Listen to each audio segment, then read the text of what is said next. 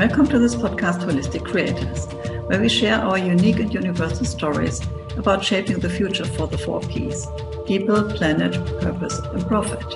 My name is Swanette. I'm a mental coach and your host of this show. My intention for this show is to inspire you on your path to a holistic future. So welcome. Welcome to my podcast, Holistic Creators. My name is Swanette and I'm your host. And today my guest is Celia Barsby. So Celia is a creative visionary and know your personal cosmic soul guide. Celia creates a safe place for women seeking inner joy and connection to their own wisdom, so you can find your passion for living in creative flow with the universe and recalibrate your life so that it becomes vibrant and magical, full of self-discovery and purpose. Discover what lights you up and see what is possible for you. You will receive your soul resources on your journey. Your soul structures will be revealed to you in a powerful and fun, creative way through various transformational tools, enabling you to reclaim your soul purpose so you can flourish and grow. Come weave with Celia at your soul's garden party. Step through the rickety gate of your creative heart space and open your pathways into your soul magical garden. So welcome, Celia. Thank you. Thank you so much for that beautiful welcome, Swanette. So good to be here and having the time and the space to talk to you. It's beautiful. Thank you. Yeah, and I already see a beautiful picture behind. We will speak about your book, The Garden Party, later. But first, but first of all, I'm curious to understand a little bit about your own journey, like what has been your situation, your challenges in your childhood, and what was the way through burnout into your own vitality and creativity? Whoa, goodness me. Where should we start? Well, I think let's start. My book is my story. And it's we start in our child, don't we? We start in that childhood place where whatever we experience impacts the rest of our lives. And for many women, their childhood was not an idyllic, wonderful, situation and experience. For me, I talk about how until I was 10, my childhood was idyllic. I can look back and go, I was blessed. I had parents who were mature for their age. I mean, nowadays, people have children and families much later, but my parents were, my dad was 39, my mum was 34, and, that was quite old for their generation to start to have a family. And we lived in Oxford, which was gorgeous, a beautiful city, and then we moved to Chester, another lovely place. And it was Chester where my dad had a promotion and the houses were cheaper in the north. So we had this beautiful house and garden. And that was, that life was wonderful. I can look back and say it was idyllic. But then at the age of just turned 10, my dad died very, very suddenly, and I went to school one morning and I never saw him again. It was that quick. And it's only through a lot of inner work and healing and beginning to understand what actually happened at that point. Because in those days, I mean, I'm not that old, but we're talking 50 years ago. 50 years ago, children, you didn't think about offering children counselling. You didn't think of offering any. I mean, even my mum didn't have any support like that for quite a few years. That wasn't considered. This had happened, and we then just get on with our lives. And of course, that's not how it works. And I would have days when I would be really teary and I'd be really upset and tried to hide that emotion, push that down because I didn't want to upset my mum. And so the story starts to weave itself together and you create these filters And those are the filters that I saw my life through. It's my responsibility now. I now have to look after my mum.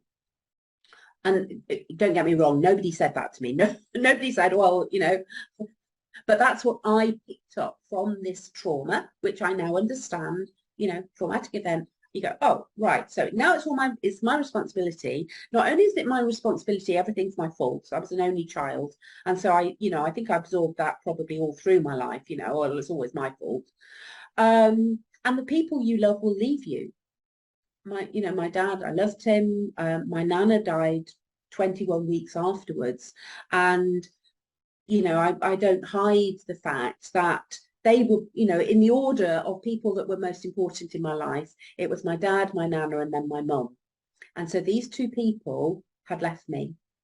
So that's how I then start to colour the rest of my life, and how that begins to play out. In terms of how, you know, what happened, I mean, I clutched at the security of a marriage very early in my life because of the security, because of the old stories. This is what, you know, this is what women did. I was living of a generation, you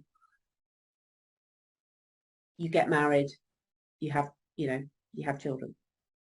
That's you have achieved success if you've done that, you know. And you know, my daughter would be horrified because that's not how we live now. You know, the stories have changed, and thank goodness they have. Then it really was, I reached the age of 40, and so we're talking 30 years after this event, when I was finally in a place to actually look at what had happened, just begin to look at what had happened. And that experience in the world view is a nervous breakdown. It's burnout, it's whatever you like to label it. However, I can look back and say that was my breakthrough. It was at that point that I was deconstructed in order to be able to recreate the life, you know, that I'm here to live. So massive transformation for myself. You know, I was a very different person. I started to say, well, actually, no, it's not always my fault. It's not all my responsibility. I learned the power of setting boundaries, took sovereignty over my life, which is what I talk about in my programs.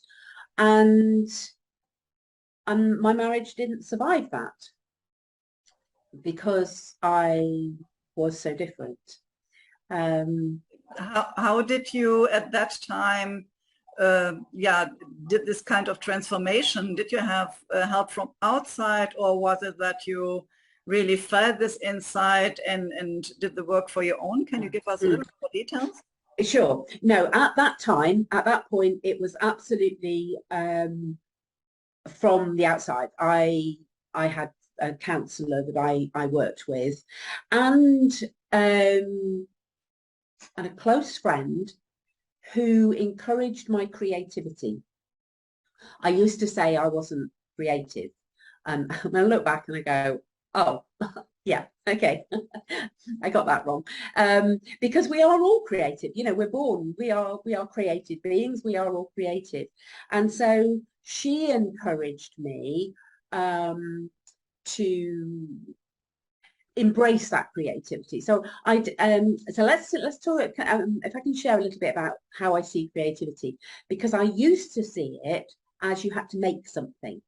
So while I was knitting or crocheting or sewing, that was okay creativity because it was productive and I was, you know, had a purpose. Now, what happened in my breakthrough was I started to see creativity as being, I was allowed to doodle in a book and go for walks and draw a tree. You know, look back at some of those early books. I mean, they are like a 7-year-old has drawn them, because that's where I was, you know. And but in that process of putting those marks, you know, let's go mark making, because it doesn't have to be a thing. It's a symbol. It's a doodle is my best word, really. We start to connect with our creative soul. So that is, so it was support from, let's say, professional, but also my friend, my very close friend. That led then to a deeper understanding of what I call metaphysical arts. So really intentional creativity. And those times it was a sort of, oh, I'm going to go for a walk and I'm going to try and draw a leaf. But now it's I've added that layer of intentional creativity, which again, you know, I can go into in more detail if you'd like me to. I started going to yoga. Now this is, I've jumped a little bit actually, because I experienced this divorce, you breakthrough of who I was, really discovering that I had mission. I was able to give myself permission to do what lit me up, what was really going to ignite my passion. And then it was a change of career, beginning to go out to work, you know, having been told, well, what could you possibly do? So, you know, huge layers of, you know, it is like an onion, isn't it? We start to go, oh, well, we're going to do that. And you go, oh, my goodness, there's that. And, oh, and I need to get rid of that as well. What am I releasing? You know, absolutely huge. And then I'll fast forward a little bit. Well, no, I won't fast. I will talk. Let's talk about when we think we're going down the right garden path, and we've missed a junction. And this happens, yeah. So if you are too quick and like, okay, there was an exit. No, this was supposed to be mine, but I was so fast on the highway. I didn't get it. And then you have to do a turnaround and start at the beginning again and try it again. And yeah, one loop. And yeah, let's hear about this loop. yeah. Let's talk about the loop. Shall we talk about the loop? So when I first decided I was going to to train as a teacher, I mean, I've been a teacher all my life. You know, talking my book, I used to line my dolls and teddies up and, you know, give them their sums and their spellings to do. But I decided, you know, eventually I decided, no, I get to train to be a teacher. And I want to teach primary school children. So we're talking 5 to 11-year-olds. That's what I'm going to do. So that's what I did my training. I got a maths degree, so I could have taught maths, but I don't want to teach maths. I want to teach children. I want to, you know. And anyway, so my first job was teaching maths. So I taught maths. We then moved, and so when I got to a certain point in my recreating Celia, I went, I've always wanted to be a primary school teacher. I'm going to go and teach primary school kids. So I did a retraining, you know, refresher course, and applied for jobs, nothing. I look back now and I go, did you not think that there might have been a message in that? So, yeah, but so no. It started with a little post-it, and then it became a bigger sheet and a big advertising, and like, okay, how big do you need that to read it? Quite. So You might see where this story is going. So then I went, oh, well, I've still not got a job. So I applied to be what they call a supply teacher. So a sort of, they call them different things in different cultures. But basically somebody in a school is off sick, and so in income. Well, by the end of the year, I was going, oh my goodness, I enjoyed it, but I was not who I was supposed to be. It brought out a lot of stuff for me. So at the end of the year, I'm still applying for jobs, and I did get a job in a primary school, and I thought, oh, this is perfect. This is my perfect school. You know, I'd loved going there and supply, and the staff were lovely, and oh, this is my dream job. Well, let's just say by the end of that year, I was in a dreadful state. Burnout doesn't even begin to describe what I went through in that year.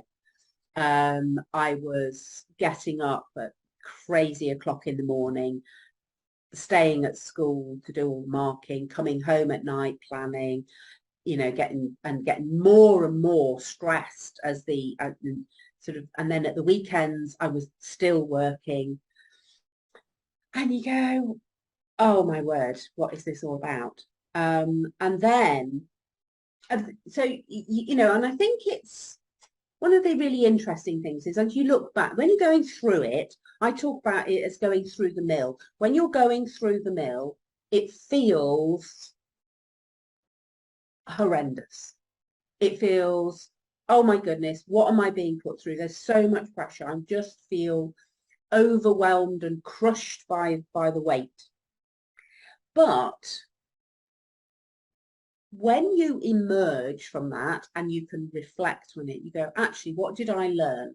Well, I learned that I didn't want to do a job that wasn't going to bring me joy. I didn't want to do a job which was impacting on my relationship with my now husband. I didn't want to spend my life being in this state of high alert all the time.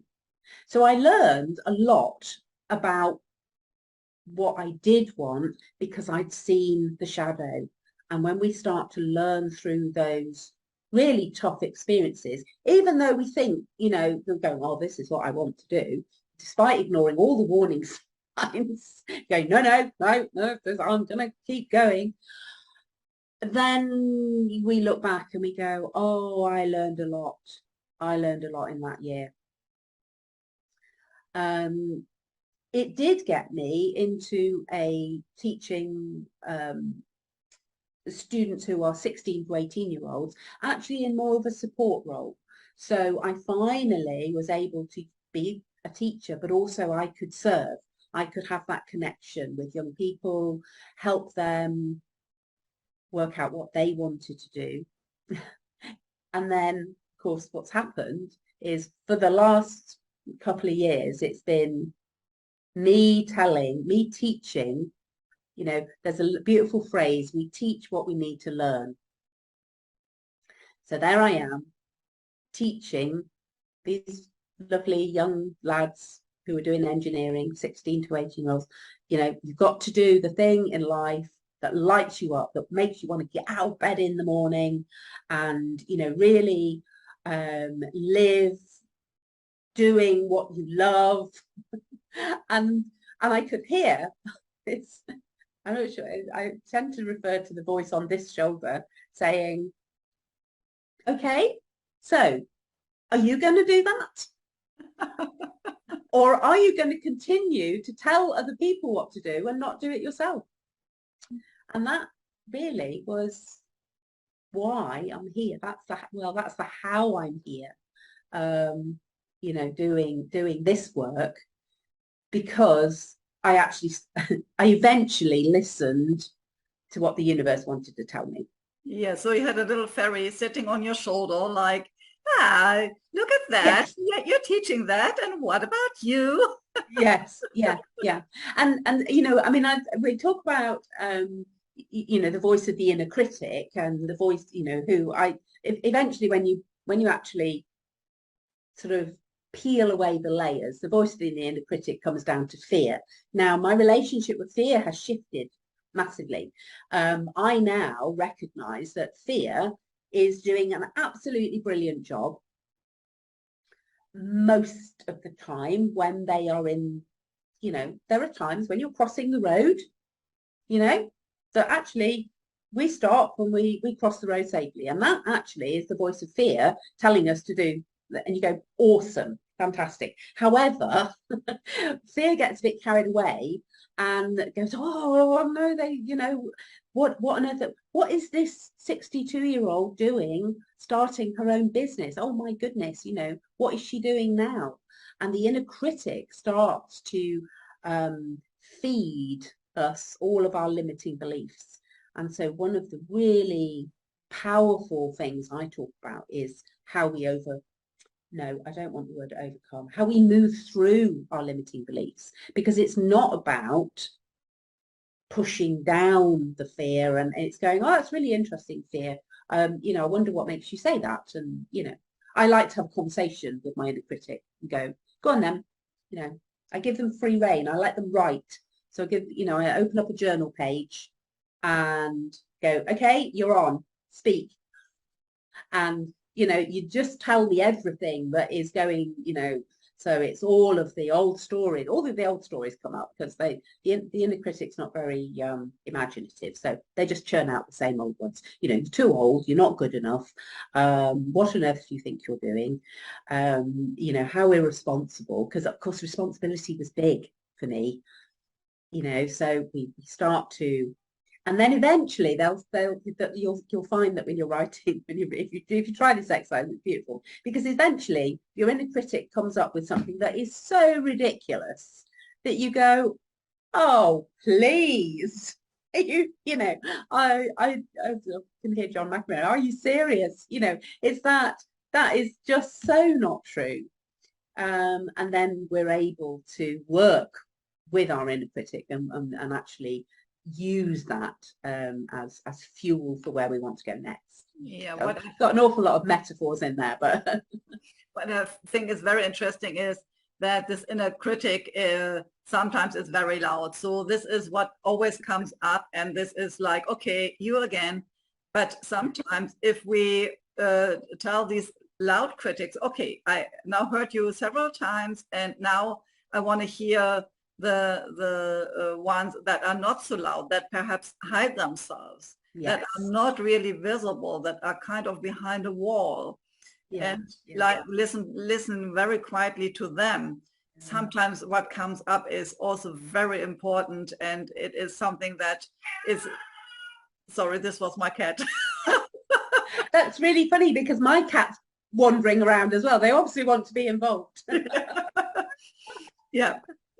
So the one that is not so loud, listening to them, because often the loud ones are right in front and show up again and again. But it's, I think, also important, yeah, to put them a little bit aside and say, okay, I heard you now, but who else wants to speak out? Yeah. Oh, I love that. That's beautiful. Yes, it's you know, it really is sort of getting to listen to all of the parts of our being, of our soul, of allowing that wisdom. And I think, you know, our inner critic is very loud, and I think our soul voice is often very, very quiet. And it's not until we get still and we get quiet. You know, we talked as we were waiting to come on to record. One of the words I wrote down was all about divine timing and not rushing into the work that we do, because, you know, time isn't linear, and you know, the universal timing, I think, you know, is just a completely different time zone. I work with time zones a lot, but it is that, you know, things will happen, things will pop up, and you go, oh my goodness, that's what I was thinking about years ago, and I've now got the answer. And what am I doing now that's the answer to something that is going to come in the future?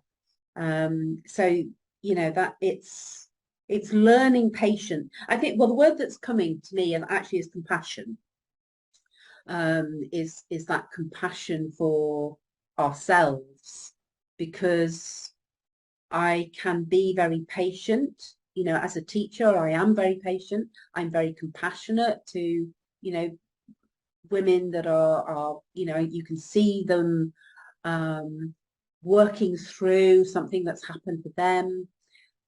But then when it comes to ourselves, do we, you know, exercise that same compassion? And I think sometimes that's harder.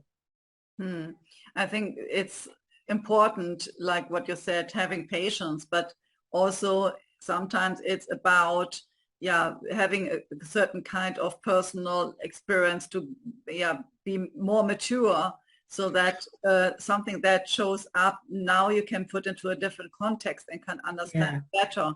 So what you said, like, no, I always use the term like stripping the onion. Like, you know, you have to put away all these layers to really come to the core. And then when you are there, you are mature. And then like synchronicities can appear because you are ready to work with them. Oh yeah, yeah. Oh yeah. I mean, I love symbols and synchronicities and how they're just there to support us. And I think I haven't quite, there must be some sort of mathematical shape that describes. So we've got this onion and we're peeling back the layers, but there's a spiral involved, because what happens for me is every now and again I will encounter something. Okay, I thought we'd done with that. And it's going, well, yeah, we have. We've looked at it, you know, you've looked at it down sort of around here, but now we're going to look at it from this position, or we're going to look at it from over here. We're going to look at things differently.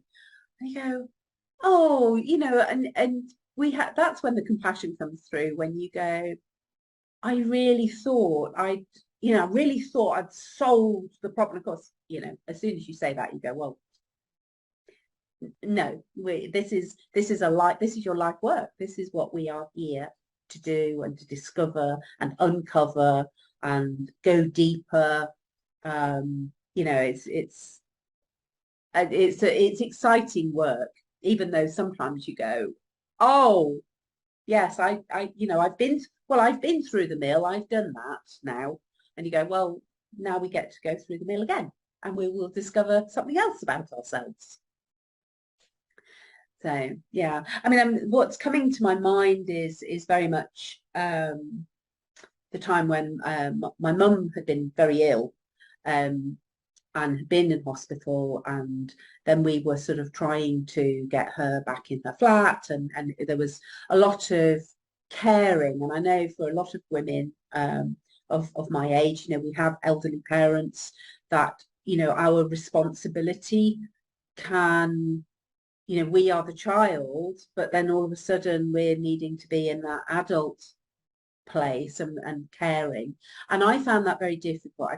You know, I found it very challenging. I found that at the end of a day's work, I didn't want to go round to my mum's and then have to be you know, you're giving all day at work, and then, oh, then now I've still got to give. And it's so, you know, that's true for women at a sort of a different stage of life, when they're at work and they're going home to young children. You know, I was experiencing it with my mum. But at that time, I had another, I recognized the need for self-care, and I took some time off work. And I still look back with interest at my own, you know, and I give myself a pat on the back for this, because I didn't actually tell my mum that I was off work, because I knew I need that, and we're bringing that sovereignty piece in, that I knew that I was allowed, I had permission to protect my boundaries. Because if my mum had known that I wasn't at work, there would have been a lot more, oh, well, can you come and do this during the, oh, what are you going to, oh, well, you could do this, or well, you could do, but actually I didn't. So that was a really big step for me, not to sort of talk about that with her.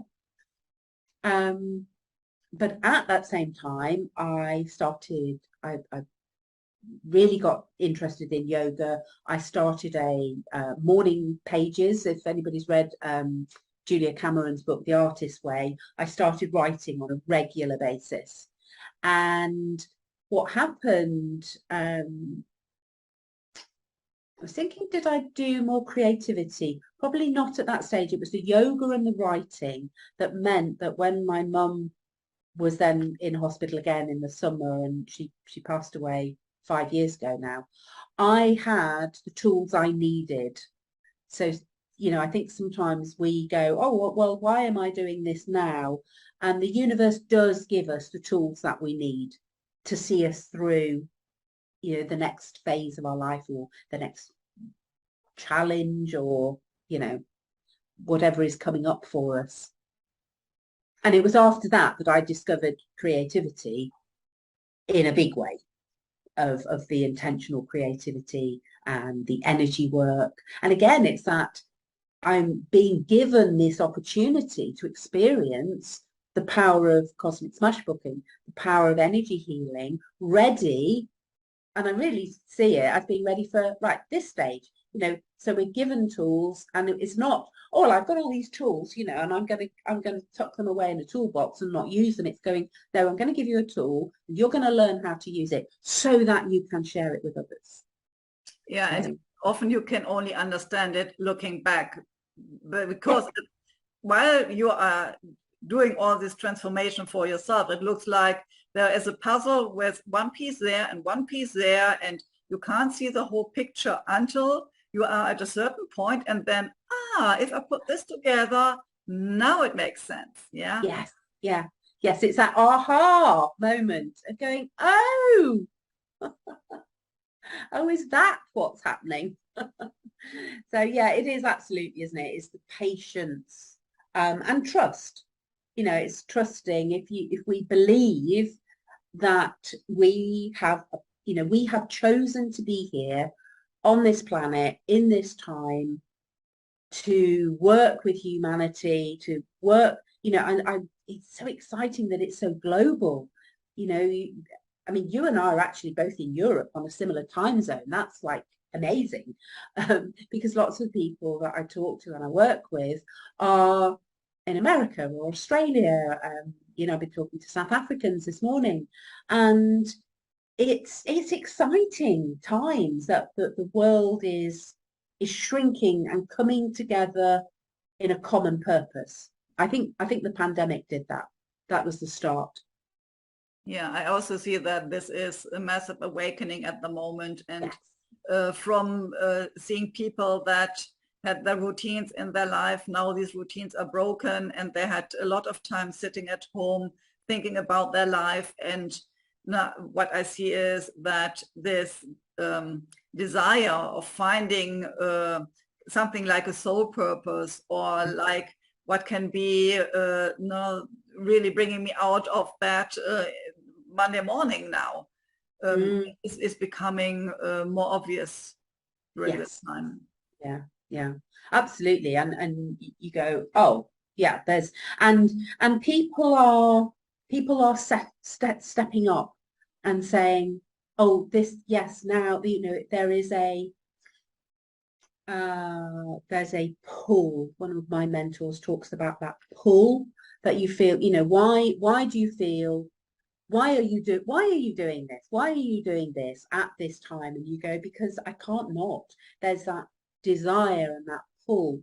And it's very much that energy rather than a push, which I think historically we've gone, you know, I'm going to talk about, you know, young people going, right, so what are you going to do when you leave school? Well, you're going to go that way, and you're going to go that way, and you're, you know, we were pushed into careers, you know, boxes that and I can feel that in my body going, oh no, I don't want to be put in a box. You know, I want to be, not yet. It's that, no, there is, we think outside the box. There is no normal anymore. You know, a lot of the students that used to come, you know, they'd come to enroll on a college course, and they'd often come with parents, even grandparents, saying, well, granddad did this and their dad did this, and so they're going to do that. And you know, often I used to sit and look at these lads that are going like this, and you go, do you really want, is that what you really want to do? Now it's interesting, because as soon as I've said that, my resistance was actually around being a teacher, because my mum was a teacher and my uncle was a teacher and my cousin was a teacher, and I didn't want to do that. There was no way, no way was I going to be a teacher. But that was, you know, I needed to work that through for myself. So, you know, I'm not saying that we don't have those skills and gifts that are given to us genetically, but we get to see how they fit in, how they get to be used. Yes, so that you figured out that being a teacher is not what you want to be for the future. So at one point you decided to do something different. So let's hear about this tipping point where you said, okay, enough is enough, and I really give myself the permission to do something different than I've done before. Absolutely. So it's so interesting, because although I moved out of education, traditional education, I absolutely am still teaching. You know, and I recognize now that that's what I love, that's what I'm really good at. So the tipping point came,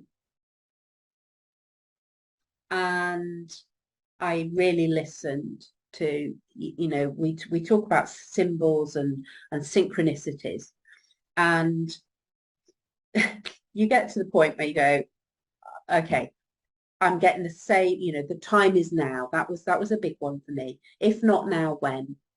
And the universe was giving me so many messages about trusting, leap and the net will appear. That's an, you know, there's a beautiful quote, you know, but what if I fall? And it's, but my darling, what if you fly when you leap? And so I remember going up and saying to my husband, I'm not going to resign today. And he went, okay. And I said, but I am going to resign after Christmas. That I looked and I went, yeah, okay. And the reason of the delay was because I was serving my students. There was a big deadline date at the end of January, and I wanted to stay and see them through that. And then I left in the February, and went, okay, now what? Now what should we do? Not entirely a blank sheet of paper. You know, I was I worked with this creative process called cosmic smash booking, and I was working with that and working with different groups, and then really had the call that this gets to be not something that I'm just going to do with my local community, that it gets to be global. At which point, again, the universe went, here, meet this person who has enabled me to write my story, write my book. My book always likes to lurk in the, you know, it always likes to go, me, I'm ready to be seen. And there it is, isn't it? I'm ready to be seen. Absolutely. You go, okay, yeah, I'm ready to be seen.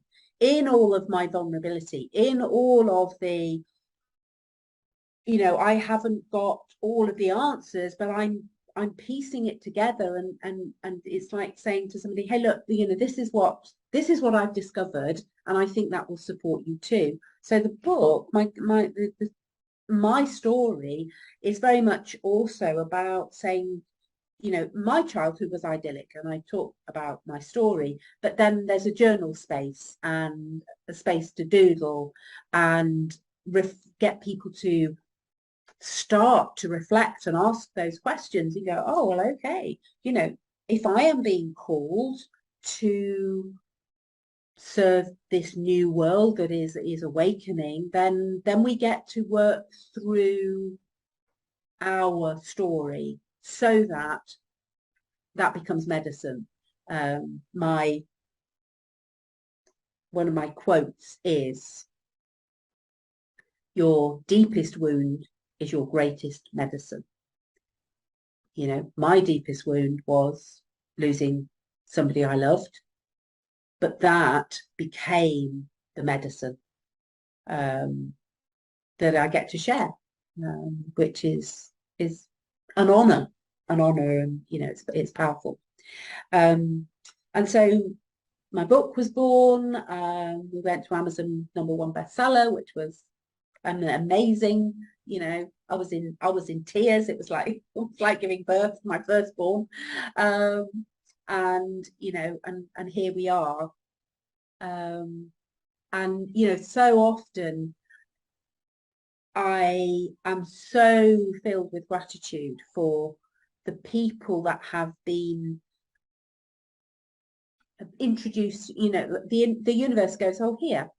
I mean, it's like you and I met, must be about three months ago, when I was, you know, really, I think it was, you know, one of the first conversations that I'd had with a group of people that were not my familiar community. And as I said to you at the beginning, you know, I'd written your name down and a big star by it. And it's taken us till now. So again, it's trusting the divine timing of that this conversation now gets to be heard. And we you know, we don't know what that is, you know, what other purpose that serves. But we just get to do our bit. I absolutely see this as well, as like bringing out your story will now empower and inspire other people to step into their own purpose and understand that there is not a limit of age or education if you really feel this inside. And yeah, what you said sometimes, now give yourself permission to really step into your calling. Yeah. Yes. Yeah. And it's very much giving yourself permission. You know, I can't give anybody permission. You know, we can be here cheering you on if you're watching and going, well, I don't know if I can do this. You go, you know, once you say yes to the universe, just, you know, I always say, you know, buckle up and get ready for the ride, because it's super exciting. And once you've given yourself that permission to say, yes, okay, yeah, I'm ready, or even I'm coming, whether I'm, you know, coming, what's that children's game, isn't it? Coming, hide and seek, coming ready or not. And, you know, that's it. And trusting that the resources are given to us and the skills are given to us. And it's just a beautiful, beautiful journey. Talking of synchronicities, I just noticed that we're wearing the same colour top. Yeah. And also, yeah, like understanding, if you believe that there is a moment when you are 100% ready to go, you will never start. No. Yeah. Do you know, years ago, somebody gave me a beautiful symbolism of a rose. And if you can imagine a tiny, you know, rosebud that is really tight, you know, is that rose bush flowering? And you go, well, yes, it's got flowers on it. Some are really tight buds, and some are, you know, I've got a rose outside out. I can just see it out the corner of my eye, and it's, you know, it's like this. And you go, it doesn't matter, you know, whether you are, that plant is still in flower, even if it's just got one little bud on it, you are flowering. And you're absolutely correct, Swanette, you know, spot on. If you wait until you think you're ready, then you never have everything you need for the journey. The question is, what is the first step to do? What is the first tiny step that you can do right now that will bring you forward to what you want to achieve? And then the next step and next step. And you see, you know, that one day you run into people and synchronicities appear, and wow, then there's a huge jump. And so it's more like that.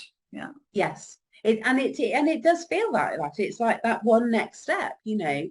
You just take that one next step, and then you see the next one, and that really does strengthen your trust muscles, and go, yeah, okay, yeah, this is what I get to do. Yeah, exciting times. Yeah. So what are you doing right now? So if our audience really wants to understand a little bit more about your services, so what are you doing? Okay, so I'm really reaching out to women to say, if you are feeling that tug, come and have a chat with me. Come and talk to me. You can connect with me through my website, celiabarsby.com, and Swanette will put all of the relevant links. But be brave and have a conversation. On my website, you can buy my book. I would love for you to buy my book. It's available in ebook, as a PDF, or as the physical book. And a little sneaky, I mean, I think by the time this does come out, this won't be a secret anymore, but it's a secret today, because I'm in the process of videoing and recording the story, because a number of people had said to me, oh, well, is it available on audio? Well, it's coming on audio. So you can actually sort of just listen to that. But it's very much a book to, you know, if you do go down and decide you want to buy the book, you know, beautiful. But it's a book to engage in. It's not, oh, well, I'm just going to listen. It will prompt you. You get involved. And you know, I do encourage you, you know, if you want transformation, we get to do the work. So that's really that. But please come and have a chat with me. Come and talk to me. Come and say, you know, come and tell me, I don't think I could possibly do what you're doing. And I would love to have that conversation. I talk about, you know, it's like, you know, if I was able to invite you to come and sit and have a cup of tea in my garden, that's what I would love to do. But it takes place on Zoom.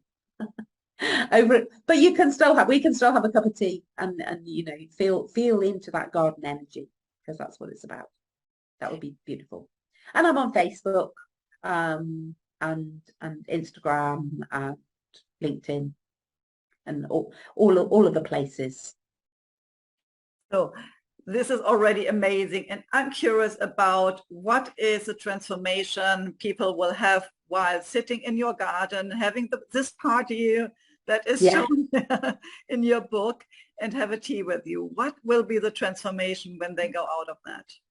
Oh, and you know, that's what lights me up. That's what lights me up is, you know, is people saying to me, you know, I think differently about things. That's the exciting. Oh, yeah. Yeah. So last but not least, do you have any tips that you want to share? Well, yes, let's go. So I'm sort of, you know, I'm as I say, I always sort of feel into these conversations, and something that has really risen for me, and you know, we do the work, is what came after the garden party was for women that I work with, there is a gratitude journal. And I have had this beautiful new copy sitting on my shelf. And then I thought, why are you, there's my little fairy on my shoulder, going, why is that book sitting on your bookshelf and why are you not using it? And I went, oh, I don't know. Why am I not using it? So I started to use my gratitude journal. Now, what is a gratitude practice? Okay, so somebody actually quoted these figures to me this morning, which was really interesting, that of the thousands of millions of thoughts that we have every day, we take 85% of them through to the next day. Don't quote me on some of this, but this is the gist. So let's think about it. You know, we have all of these things happening, all of it, you know, all of the stuff happens in a day, and we carry that into the next day. Now, if you're going to carry into the next day all of the things that have gone, quote unquote, wrong in your day, then that's the energy you're going to carry into the next day. And then the next day, you're going to carry 85% of that into the next day. You can see where I'm going. However, what a gratitude practice does, and it's like 5 minutes. At the end of the day, you can write it in a beautiful notebook, or you can write it on a scrap of paper, or you can write it in an exercise book. Write down 5 things that you are grateful for during the day. Now, I've had times in my life when I've gone, I'm grateful that I managed to get out of bed today, and I'm grateful that I was able to feed my birds in my garden. You know, I'm grateful that the sun is shining, because I was not in I was in quite a dark place, and I was struggling to feel that energy of gratitude. But when we start, you start writing, and there's that, and there's that, I mean, our conversation today is absolutely going to be top of my list on my gratitude for today. It's this amazing conversation with Swanette. And you start to sink into that energy, and then that's what you will carry into your next day. Because when you focus on the gratitude, that's when I talk about a gateway to abundance, because you then feel even more gratitude the next day, and then it sort of goes on and on. So that would be my tip. Start a gratitude practice. Keep it simple. Don't think, I've got this is I've got 45 minutes that I need to spend in this practice. No, 5 minutes a day, and just start to see what difference it makes. Yeah, this is absolutely powerful. And I use this tool as well for myself. I have also a journal that I'm writing every day, the point that I'm grateful for this day. And absolutely, this podcast interview will be in my journal as well. Thank you so much. Yeah, thank you so much for being my guest on this show today and sharing your own story and inspiring my audience. Thank you so much. Thank you so much for having me. It's been a lot of fun, and I am in deep gratitude. Thank you. See you soon. Bye-bye. Bye. Thank you for listening or watching my podcast, Holistic Creators. If you want to know more about how I can help and support you, have a look at my website, spiritualchangemaker.com. You can also join my Facebook group, Spiritual Changemakers Community. Stay tuned for the next episode by subscribing to this channel. And you also can check the previous episodes.